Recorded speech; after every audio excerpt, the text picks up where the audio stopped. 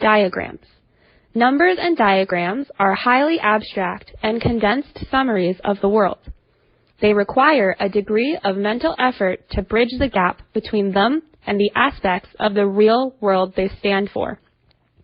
Approach them slowly and with care, allowing yourself time to get the feel of what you are looking at.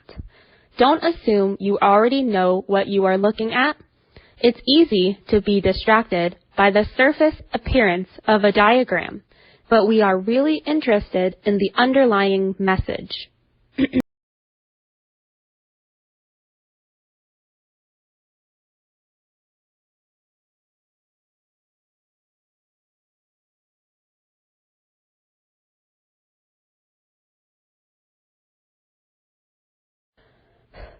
Morality and climate change. Okay, so let's have a quick summary, because we've galloped through a bit of philosophy here. I've suggested that we're rationally required to do what morality requires of us, so it's a reason that tells us what we should and shouldn't do. If we don't do what rationally requires of us, this is because we're ignorant, or, if you don't agree with Aristotle or Socrates, we're possibly weak or corrupt. And we may be ignorant of what morality requires of us because we're relying on others. So what's all this got to do with climate change?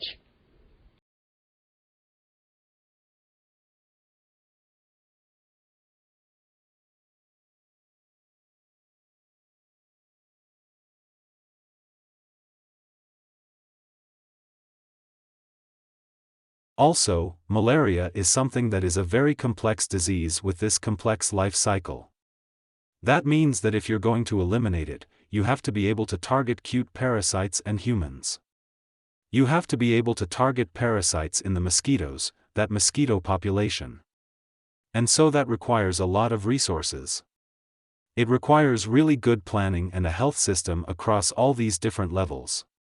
And so I think the political capital that you need for that, the educational infrastructure you need for that, the economic resources you need for that are quite a challenge.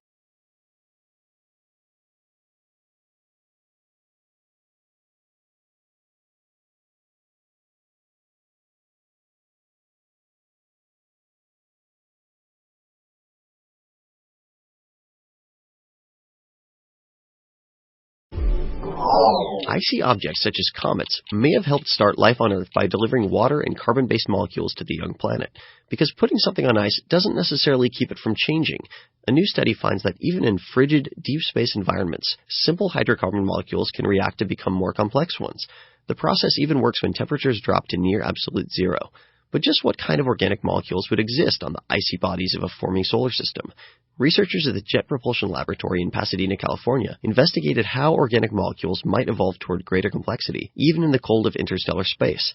The scientists found that ultraviolet light, which radiates from stars and galaxies, can induce rapid changes in icy hydrocarbon molecules cooled to 5 Kelvin.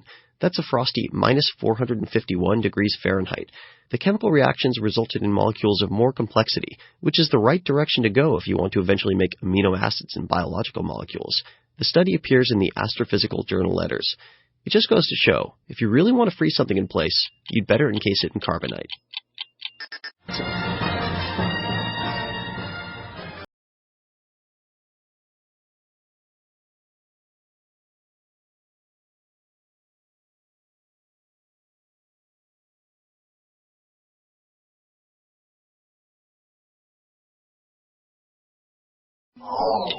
We sign our names to various documents all the time. Some signatures seal a legal contract. Others pledge us to an action. Now a study finds that when and where someone signs a document can influence the likelihood of them being honest or cheating. Scientists had people sign more than 1,300 auto insurance forms. One group signed at the top of the form, the other at the bottom. And those who signed at the top admitted to nearly 2,500 more miles of usage than those who signed at the bottom, which translated into about a $48 difference in annual premiums. According to the researchers, because the top signers put their names on the document before they were even tempted to fabricate information, they are less likely to act dishonestly. The study is in the Proceedings of the National Academy of Sciences. Many people routinely deceive themselves to rationalize dishonest behavior. The $345 billion gap between what people should be paying in U.S. taxes and what they claim isn't just due to chronic liars. It also depends on normally honest people stretching the truth. Perhaps having taxpayers sign their forms before filling them out would cut down on that stretching.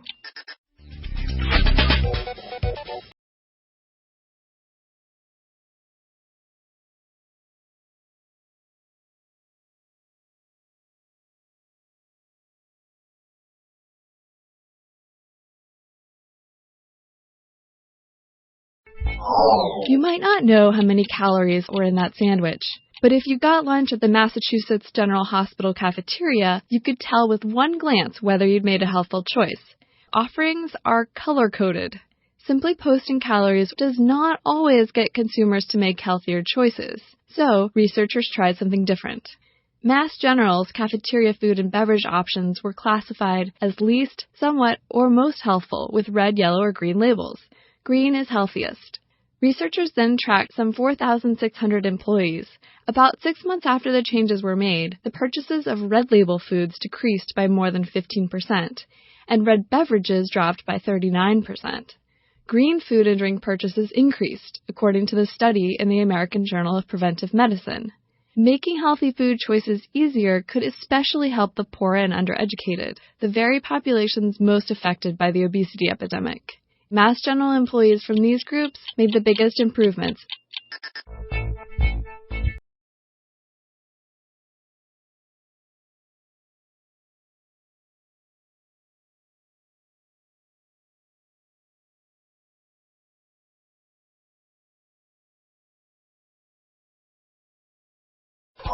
It's not easy being yellow. Bananas now face 2 separate fungal epidemics which threaten to pluck the fruit off of our tables. Fortunately, researchers have now sequenced banana DNA, producing the genome of a banana variety that may hold the secret to defeating the diseases. The report is in the journal Nature. Today, half of all bananas, including the ones you probably buy, belong to the Cavendish variety, whose popularity stems in part from having no seeds. But this trait also removes sexual reproduction from the equation. The bananas are thus all genetically identical and identically vulnerable to the 2 fungal epidemics, Panama disease and black leaf streak disease. Researchers sequenced the genome of a banana variety called D.H. pahang, whose genes contributed to the Cavendish. While the genome shows where this fruit fits in the history of plant evolution, it could also help researchers understand why D.H. pahang, unlike its descendant, is resistant to the funguses behind both Panama and black leaf streak disease. Knowing the genes responsible for this resistance could help breeders create stronger, more resistant bananas, which has a lot of appeal.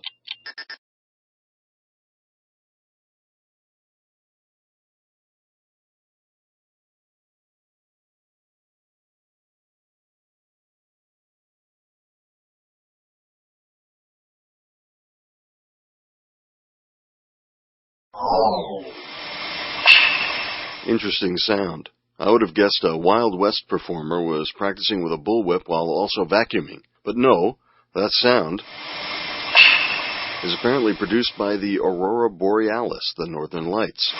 Since 2000, researchers at Finland's Aalto University have been collecting audio as part of what's called the Auroral Acoustics Project.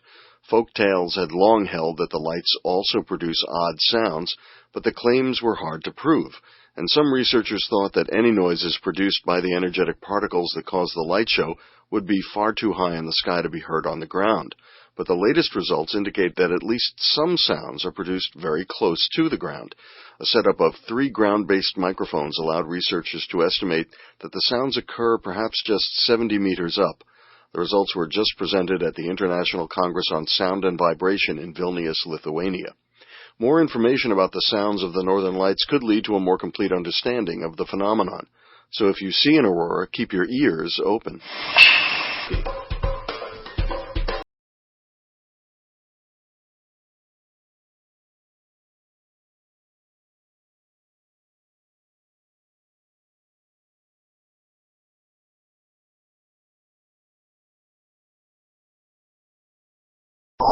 Just like corporations, stars too can engage in mergers and acquisitions.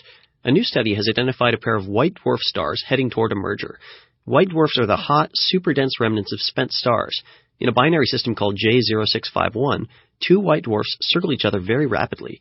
The binary pairing completes an orbit in less than 13 minutes.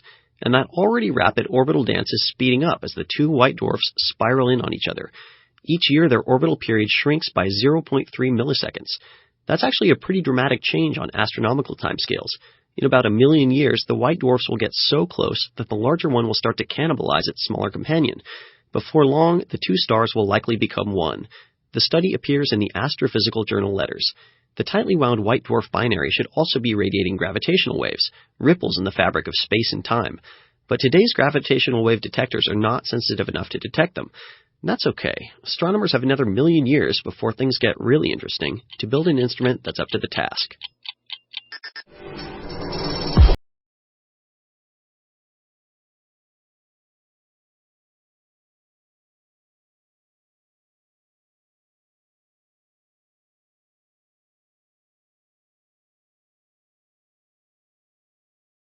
For Earth-like planets around other stars, but one way to limit the search can be to figure out where an Earth-like planet cannot exist and eliminate those types of systems.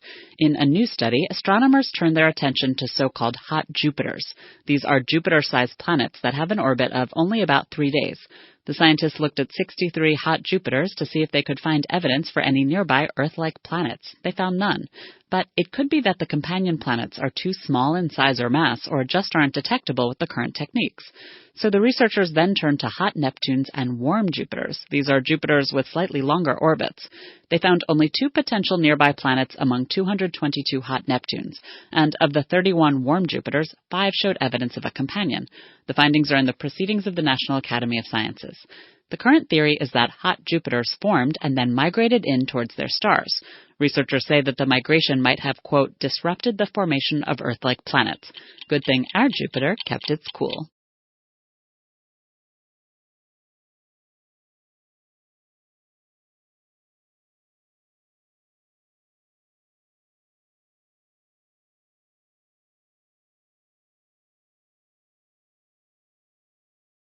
As it ages, white paper turns a distinctive yellow. But why? To find out, scientists artificially aged modern paper to reveal the changes on the molecular level. The research is in the journal Physical Review Letters. For 48 days, 3 unbleached paper samples aged rapidly in reactors that simulated different environmental conditions. The researchers then compared the artificially aged samples to the real deal, 3 pieces of paper crafted in 15th century Europe.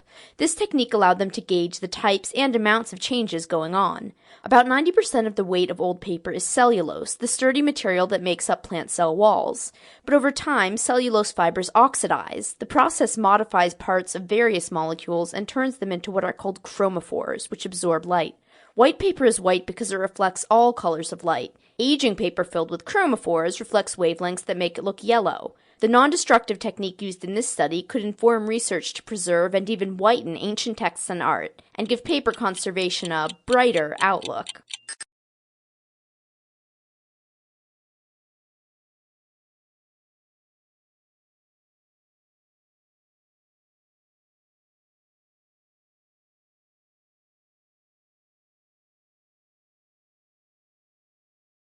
On Election Day, where do you vote? If it's in a church, you might be inclined to vote more conservatively than if you cast your ballot at a school or government building. That's according to research published in the International Journal for the Psychology of Religion. And the effect seems to hold, whether you're Christian, Muslim, or agnostic, progressive, independent, or conservative. The study found that when random people were surveyed in front of a church, they gave more socially and politically conservative responses than people surveyed while standing in front of a government building. The shift in people's attitudes, the researchers suggest, was likely a result of visual priming, meaning that people who could see the religious building were, consciously or not, getting cues that influenced their response. The surveys were conducted in Europe, so it's possible American voters might react differently. But the survey included subjects from more than 30 countries to try to minimize a particular national bias. So, before you cast your vote this election year, think about whether your view is influencing your views.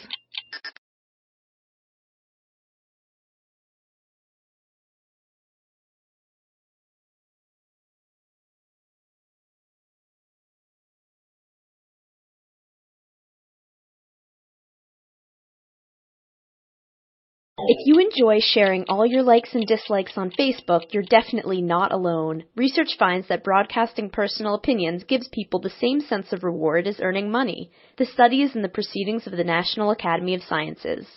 Study subjects had their brains scanned while they either talked about their opinions or judged the beliefs of another, and sharing their own point of view stimulated more activity in the reward processing parts of the subjects' brains. In another experiment, participants got to choose among reporting their own opinion, judging someone else's opinion, or answering a true or false question, and for each choice they could earn varying amounts of money. Rather than maximize their winnings by answering the questions that were worth the most cash, people preferred to talk about themselves, even though they sacrificed an average of 17% of their potential earnings to do it. For the participants, sharing personal information was its own reward, which means that people like comedian Patton Oswalt, who tweets photos of what he's having for lunch, probably feel like $1,000,000.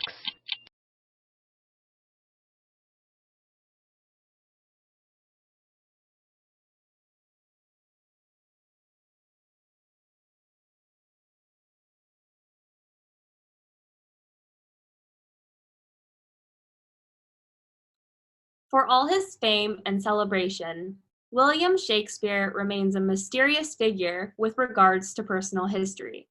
There are just two primary sources for information on the bard: his works and various legal and church documents that have survived from Elizabethan times.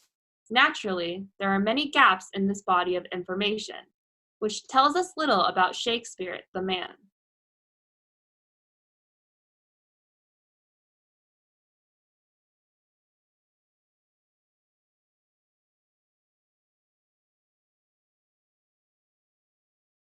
Stephen Lowry. Lawrence Stephen Lowry. Lawrence Stephen Lowry, RBS, RA, was an English artist. Many of his drawings and paintings depict Penn-Libury, Lancashire, where he lived and worked for more than 40 years, and also Salford and its surrounding areas. Lowry is famous for painting scenes of life in the industrial districts of northwest England in the mid-20th century. He developed a distinctive style of painting and is best known for his urban landscapes peopled with human figures often referred to as matchstick man. He painted mysterious, unpopulated landscapes, brooding portraits, and the unpublished marionette works, which were only found after his death.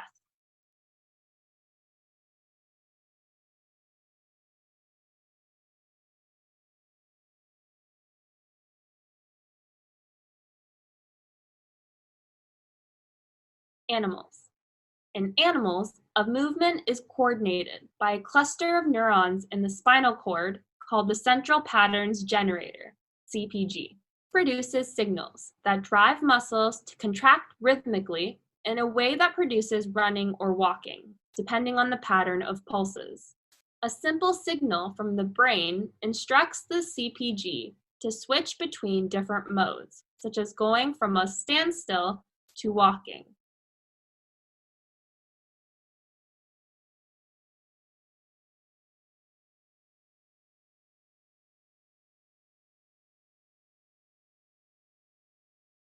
CEO.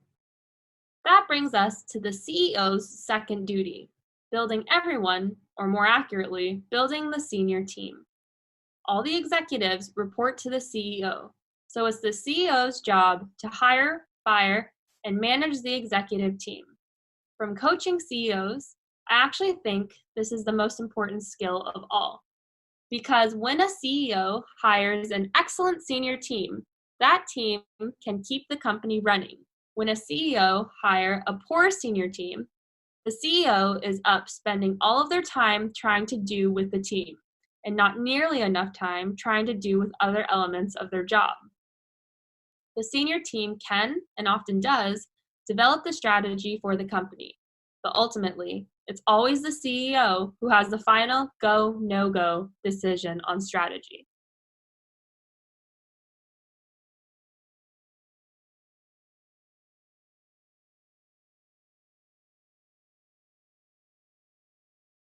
Bored in class. A majority of U.S. high school students say they get bored in class every day, and more than 1 out of 5 have considered dropping out, according to a survey released on Wednesday.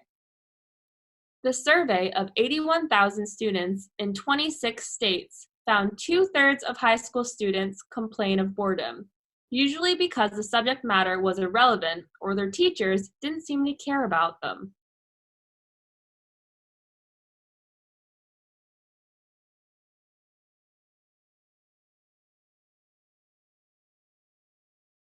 Barcode scanners. Many different types of barcode scanning machines exist, but they all work on the same fundamental principles.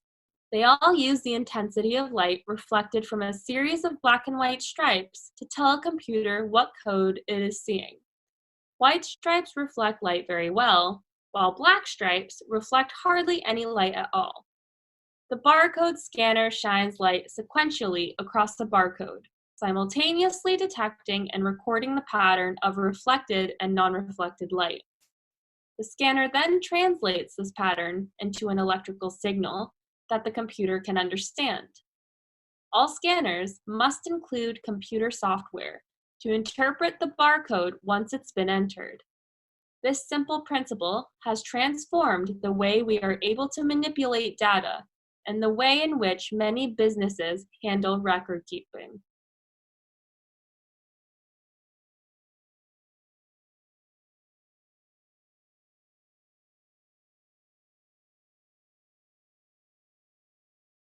Integrated ticket. Well, in 2004, we integrated ticketing in Southeast Queensland. So we have introduced a paper ticket that allowed you to travel across all the 3 modes in Southeast Queensland. So bus, train, and ferry. And the second stage of integrated ticketing is the introduction of a smart card. And the smart card will enable people to store value, so to put value on the card, and then to use the card for traveling around the system.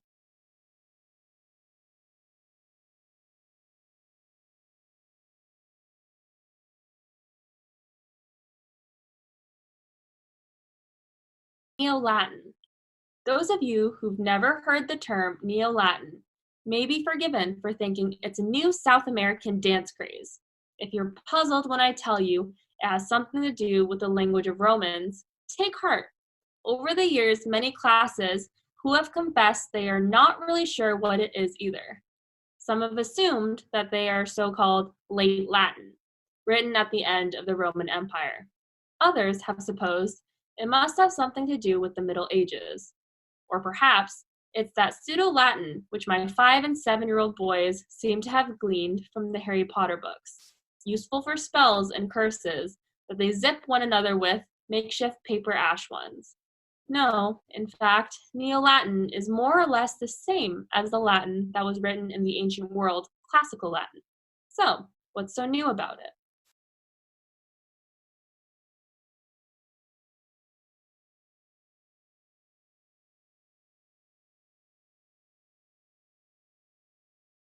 Traffic jam. For the first time, Japanese researchers have conducted a real-life experiment that shows how some traffic jams appear for no apparent reason. They placed the 22 vehicles on a single track and asked the drivers to cruise around at a constant speed of 30 kilometers an hour. At first, traffic moved smoothly, but soon the distance between cars started to vary and vehicles clumped together at one point on the track. But the jam spread backward around the track like a shock wave at a rate of about 20. At first, traffic moves smoothly, but soon the distance between cars started to vary and vehicles clumped together at one point on the track. But the jam spread backward around the track like a shock wave at a rate of about 20 kilometers an hour. Real-life jams move backward at about the same speed.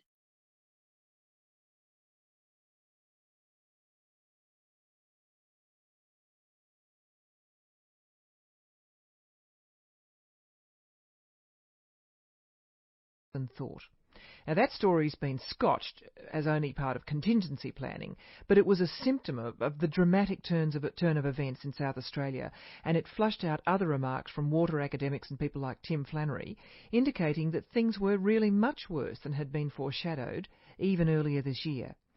So is Adelaide, let alone some whole regions of South Australia, in serious bother, considering that the vast majority of its drinking water comes from the beleaguered Murray, something many of us outside the state may not have quite realised? Is their predicament something we have to face up to as a nation?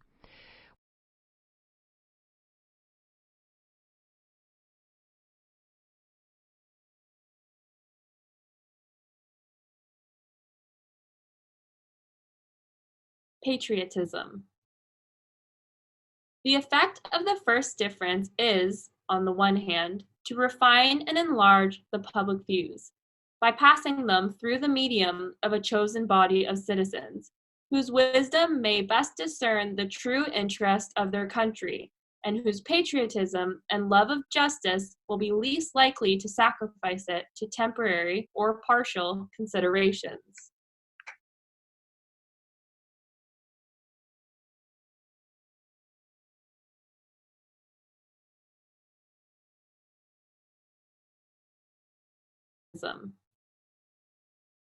The effect of the first difference is, on the one hand, to refine and enlarge the public views by passing them through the medium of a chosen body of citizens, whose wisdom may best discern the true interest of their country, and whose patriotism and love of justice will be least likely to sacrifice it to temporary or partial considerations.